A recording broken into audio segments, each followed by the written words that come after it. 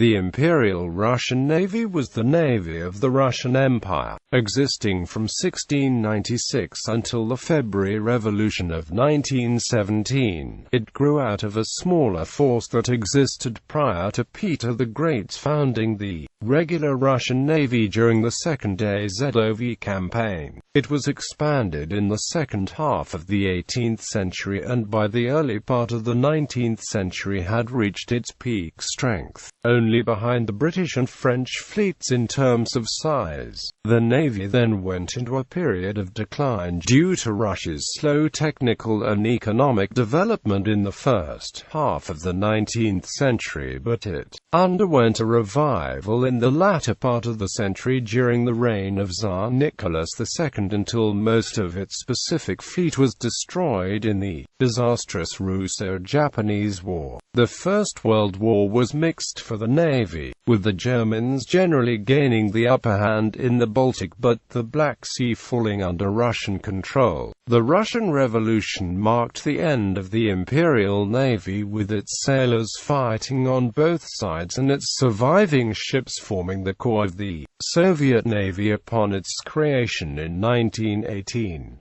Background. Under Tsar Mikhail I, construction of the first three-masted ship actually built within Russia was completed in 1636. It was built in Baltic by Danish shipbuilders from Holstein according to European design and was christened Frederick. During its maiden voyage on the Caspian Sea, Frederick sailed into a heavy storm and was lost at sea. During the Russo-Swedish War 1656–1658, Russian forces seized the Swedish fortresses of Dunnaburg and Kökenhusen on the western Dvina, the former being renamed Borisoglesk and the latter Tsarevich Dmitriev. A boyar named Afanazy Ordnashchokin founded a shipyard at Tsarevich Dmitriev Fortress and began constructing vessels to sail in the Baltic Sea. In 1661, however, Russia was once again forced to abide by the harsh terms of a treaty, this time the Peace of Cardiff. Russia agreed to surrender to Sweden all captured territories, and all vessels constructed at Tsarevich Dmitriev were ordered destroyed. Boyar Ordnashchokin, not grieving long over defeat, turned his attention to the Volga River and Caspian Sea. With the Tsar's approval, the boyar brought Dutch shipbuilding experts to the town of Dednovo near the confluence of the Oga and Volga rivers. Shipbuilding commenced in the winter of 1667.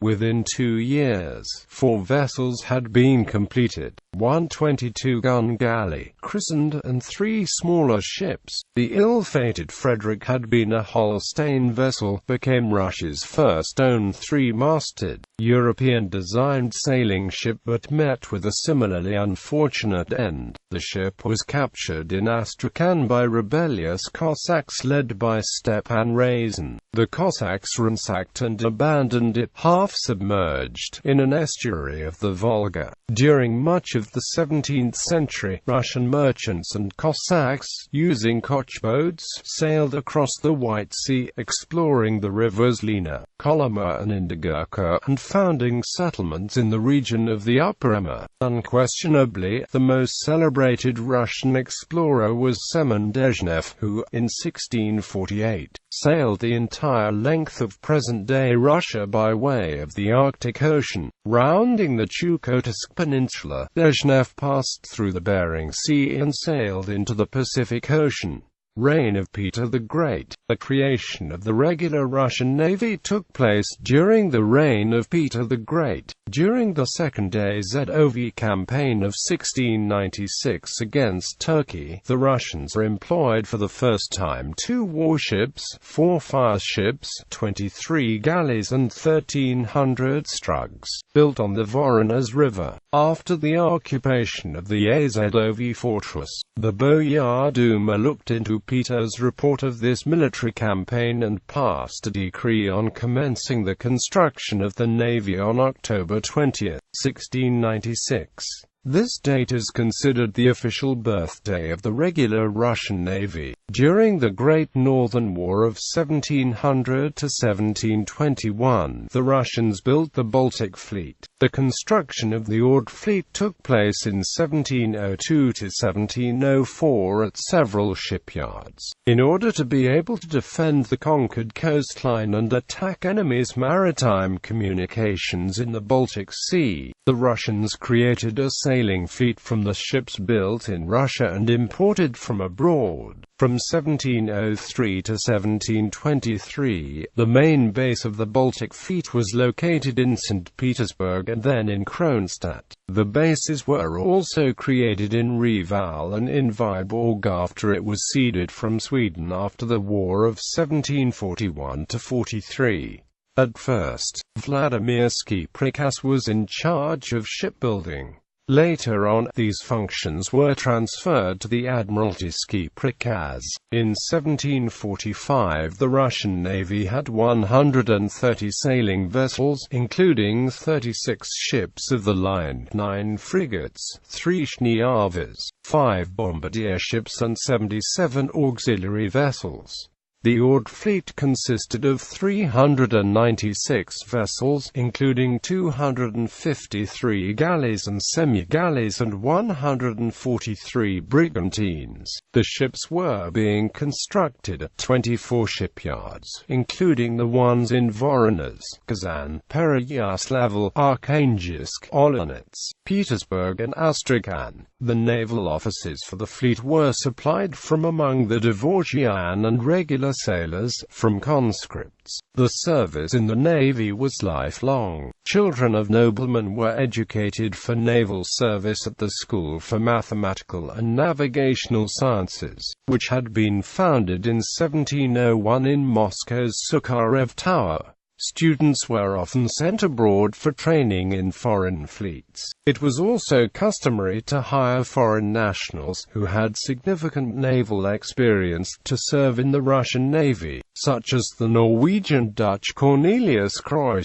the Greek Ivan Botsis, of the Scotsman Thomas Gordon. In 1718, the Admiralty Board was established as the highest naval authority in Russia. The organizational principles of the Russian Navy, educational and training methods for preparing future staff, and methods for conducting military action were all summarized in the Naval Charter penned by Peter I himself. Peter the Great, Fyodor Apraksin, Alexei Senyavin, Norm Senyavin, Mikhail Golitsyn and others are generally credited for the development of the Russian art of naval warfare. The main principles of naval warfare were further developed by Grigory Spiridov, Fyodor Ushakov, and Dmitry Senyavin between 1688 and 1725, which spans virtually Peter's entire reign. Some 1,260 seagoing vessels were built in Russian shipyards for the Imperial Russian Navy for fleets launched successively on the White Sea, the size.The, the Baltic Sea, and the Caspian Sea. Furthermore, where the majority of the sailors in the Imperial Russian Navy in 1700 had been foreigners by 1721, at the end of the same war, it was already manned by 7,215 native-born sailors.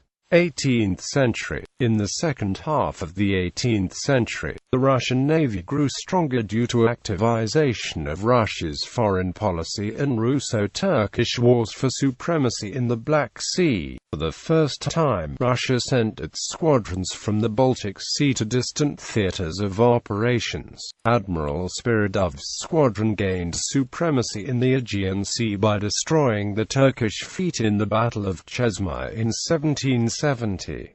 In 1771, the Russian army conquered the coasts of the Kerch Strait and fortresses of Kerch and Yenikale. After having advanced to the Danube, the Russians formed the Danube military flotilla for the purpose of guarding the Danube estuary, and they came in 1771 as guests to the Republika Ragusa. The beluga caviar from the Danube was famous, and the merchants from the Republic of Ragusa dominated the import-export business in Serbia with the Habsburg monarchy. In 1773 the vessels of the Azov flotilla sailed out into the Black Sea. The Russo-Turkish War of 1768–1774 ended victoriously for Russia, which gained the coasts of the Sea of Azov and a part of the Black Sea coastline between the rivers Bug and Dniester. The Crimea was pronounced independent under Russia's protectorate and would become a part of Russia in 1783. In 1778, the Russians founded the port of Kherson. It is in this city that the first battleship of the Black Sea Fleet was commissioned in 1783. A year later, it was already a squadron.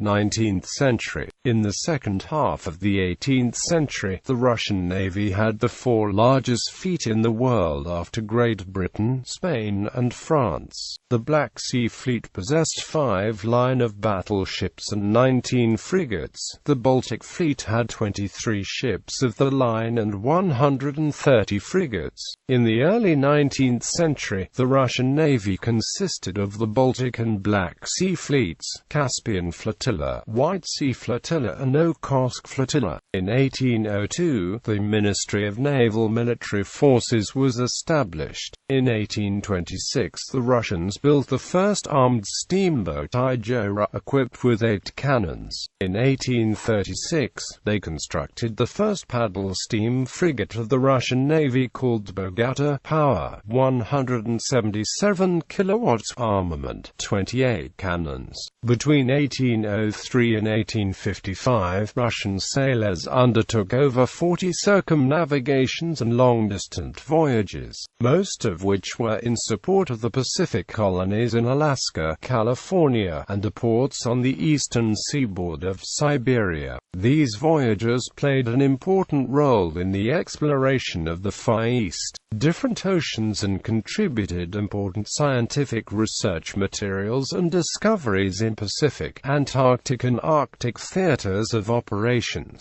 In 1863, during the American Civil War, the Russian Navy's Atlantic and Pacific fleets wintered in the American ports of New York and San Francisco respectively. Some historians credit this visit as a major factor in deterring France and the UK from entering the war on the Confederate side. Delahaye states that besides supporting the Union, Russia was also preparing for a war with France and the UK should they intervene in the Polish insurrection of 1863. The Russian Navy was weak and could easily be blockaded in its home ports, but if it was in the US when the war started, it could more easily attack British and French commerce. The Imperial Russian Navy continued to expand in the later part of the century, becoming the third largest fleet in the world after the UK and France. The expansion accelerated under Tsar Nicholas II, who had been influenced by the American naval theoretician Alfred Theamin. Russian industry, although growing in capacity, was not able to meet the demands, and some ships were ordered from the UK, France, Germany, USA, and Denmark. French naval architects in particular had a considerable influence on Russian designs. Crimean War and aftermath. Russia's slow technical and economic development in the first half of the 19th century caused her to fall behind other European countries in the field of steamboat construction. By the outbreak of the Crimean War in 1853, Russia had the Baltic and Black Sea fleets, Arkhangelsk Flotilla, Caspian Flotilla and Okhotsk Flotilla. The combined number of staff of all the fleets equaled 91,000 people. Despite all this, the reactionary serfdom system had an adverse effect on the development of the Russian Navy. It was especially typical of the Baltic Fleet, which was known for its harsh military drill. Thanks to Admirals Mikhail Lazarev, Pavel Nakhimov, Vladimir Kornilov, and Vladimir Istomin, the sailors of the Black Sea Fleet were taught the art of warfare and upholding of military traditions of the Russian Navy. formed in the times of Admiral Ushakov. The Battle of Sinop in 1853. The Black Sea Fleet under Nakhimov made a number of tactical innovations. During the Siege of Sevastopol in 1854–1855, the Russian sailors used all means possible to defend the base from land and sea. In accordance with the Treaty of Paris, Russia lost the right to have a military fleet in the Black Sea. In the 1860s, the Russian fleet, which had relied upon sails, lost its significance and was gradually replaced by steam. After the Crimean War, Russia commenced construction of steam-powered ironclads, monitors, and floating batteries. These vessels had strong artillery and thick armor, but lacked seaworthiness, speed and long-distance abilities. In 1861, they built the first steel-armored gunship It. In 1869, the Russians began the construction of one of the first seafaring ironclads, Veliki. Russo-Japanese War. On the night of 8 February 1904, the Japanese naval fleet under Admiral Higashiro Togo opened the war with the surprise attack by torpedo boat destroyers on the Russian ships at Port Arthur, badly damaging 2 Russian battleships.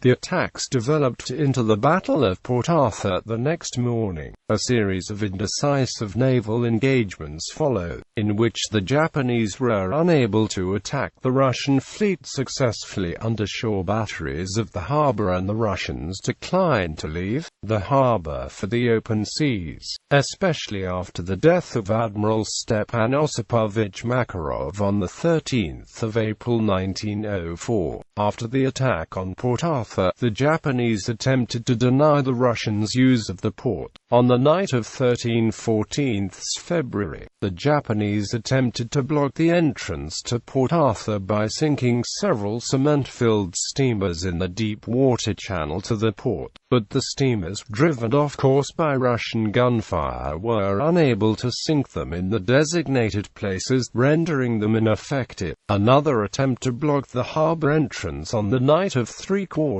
May with block ships also failed. Mine-laying. In March, the energetic Vice Admiral Stepan Makarov took command of the 1st Russian Pacific Squadron with the intention of making plans to break out of the Port Arthur blockade. By then, both sides began a policy of tactical offensive mine-laying by laying mines in each other's ports. This was the first time in warfare that mines were used for offensive purposes. In the past, mines were used as purely defensive purposes by keeping harbors safe from invading warships. The Japanese mine-laying policy was effective at restricting the Russian movement of its ships outside Port Arthur when on the 12th of April 1904, 2 Russian battleships, the flagship Petropavlovsk and Pobeda, ran into a Japanese minefield off Port Arthur with both striking mines. Petropavlovsk sank within an hour, while Pobeda had to be towed back to Port Arthur for extensive repairs.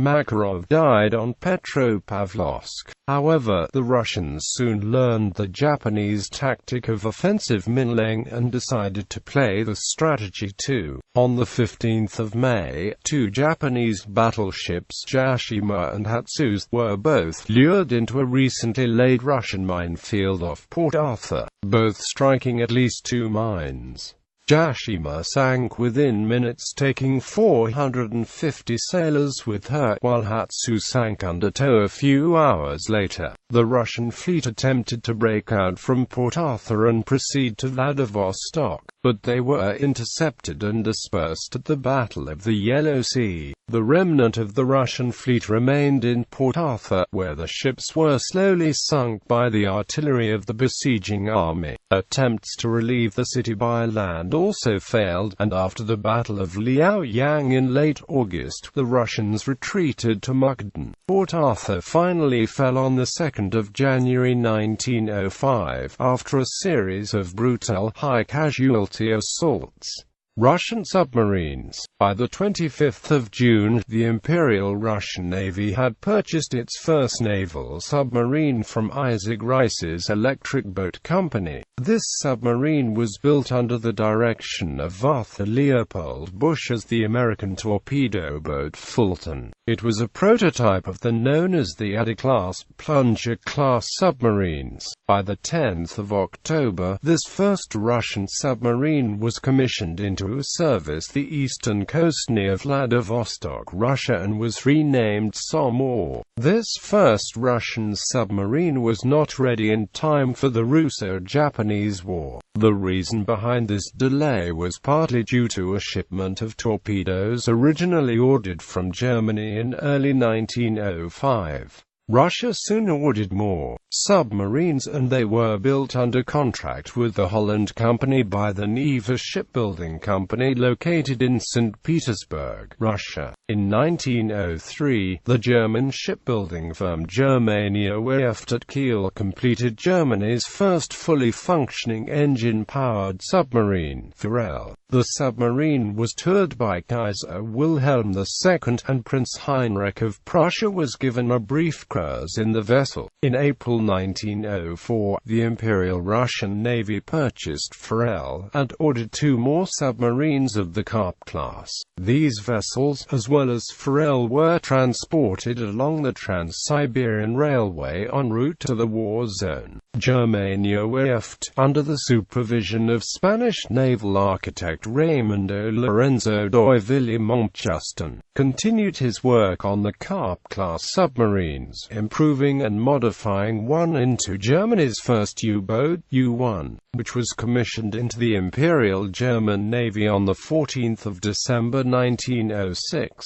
U-1 was retired in 1919, and is currently on display at the Deutsches Museum in Munich. Due to the ongoing blockade of Port Arthur in 1904, the Imperial Russian Navy dispatched the remaining submarines to Vladivostok, and by the end of 1904 the last of 7 subs had reached the new base there. Using the 7 boats as a foundation, the Imperial Russian Navy created the world's first operational submarine fleet at Vladivostok on 1 January 1905. On 14 February 1905, the new submarine fleet sent out its first combat patrol consisting of the vessels Somme and Delphin, with patrols varying from 24 hours to a few days. The sub-fleet's first enemy contact occurred on 29 April 1905 when Imperial Japanese Navy torpedo boats fired upon Somme. Scoring no hits, the torpedo boats withdrew.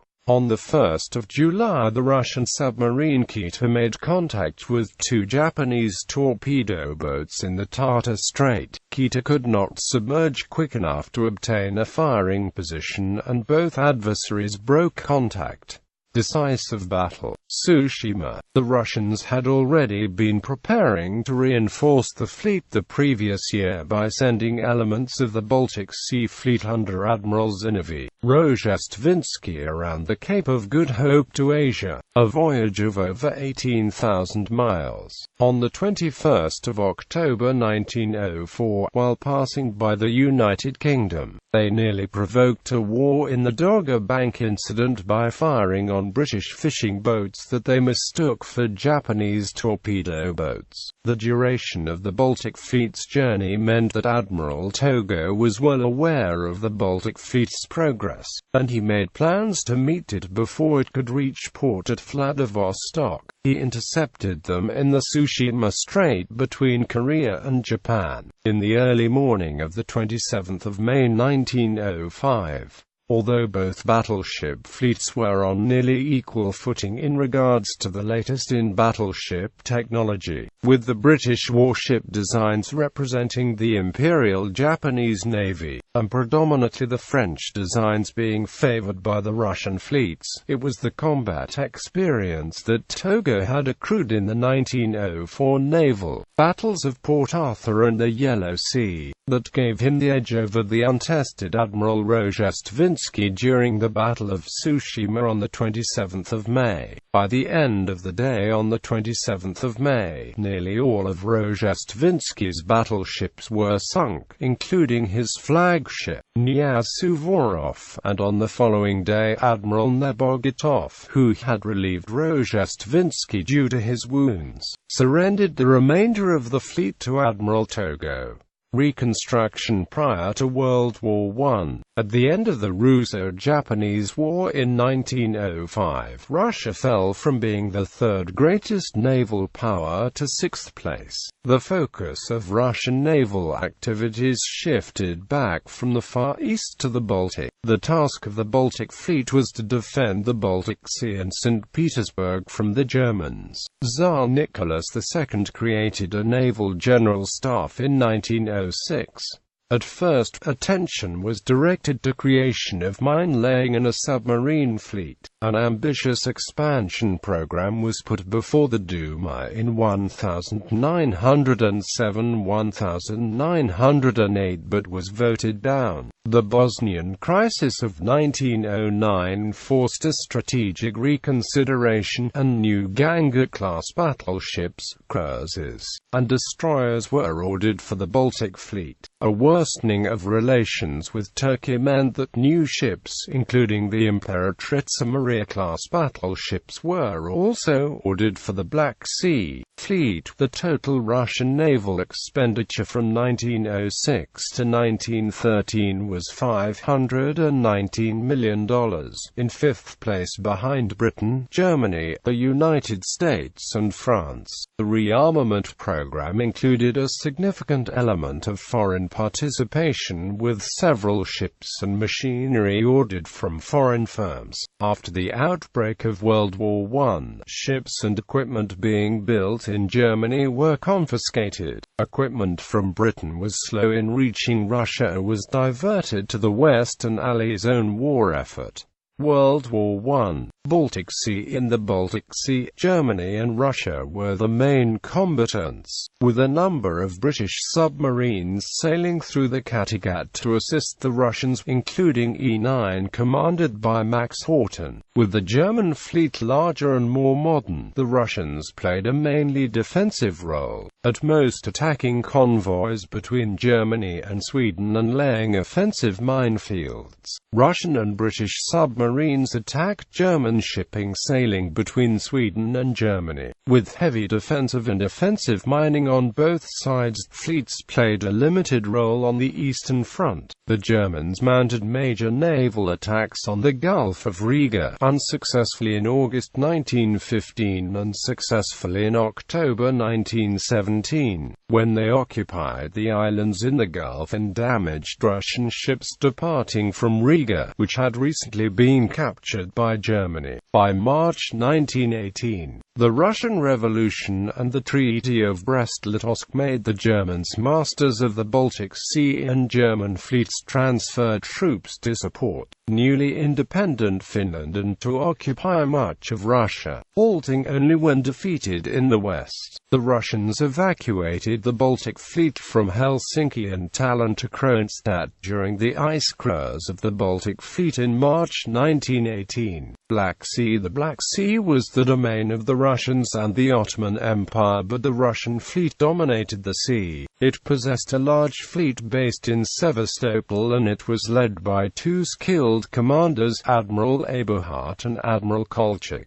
The war in the Black Sea started when the Ottoman fleet bombarded several Russian cities in October 1914. The most advanced ships in the Ottoman fleet consisted of just two German ships, the battlecruiser SMS Goeben and light cruiser SMS Breslau, both under the command of Admiral Wilhelm Souchon. Goeben was damaged on at least 4 different occasions and was usually chased back to port by the superior Russian Navy. By the end of 1915, the Russian fleet had nearly complete control of the sea. The Black Sea Fleet was used mainly to support General Yudenich in his Caucasus campaign. For example, in August 1915, a Russian submarine and 2 Russian destroyers attacked a Turkish convoy of 4 transports escorted by cruiser and 2 destroyers. The Russian ships sank all 4 transports without losing a ship. Later, during the summer of 1916, the Ottoman army, under Viyap Pasha, was ordered to retake Trebizond. The Ottoman forces tried to march along the coast in June, but the Russian fleet was able to reduce the speed of their advance to a crawl using naval bombardment to harass marching troops and destroy the supply columns. Eventually the Ottoman army gave up and withdrew. After Admiral Kolchak took command, the Russian fleet mined the exit from the Bosphorus, preventing nearly all Ottoman ships from entering the Black Sea.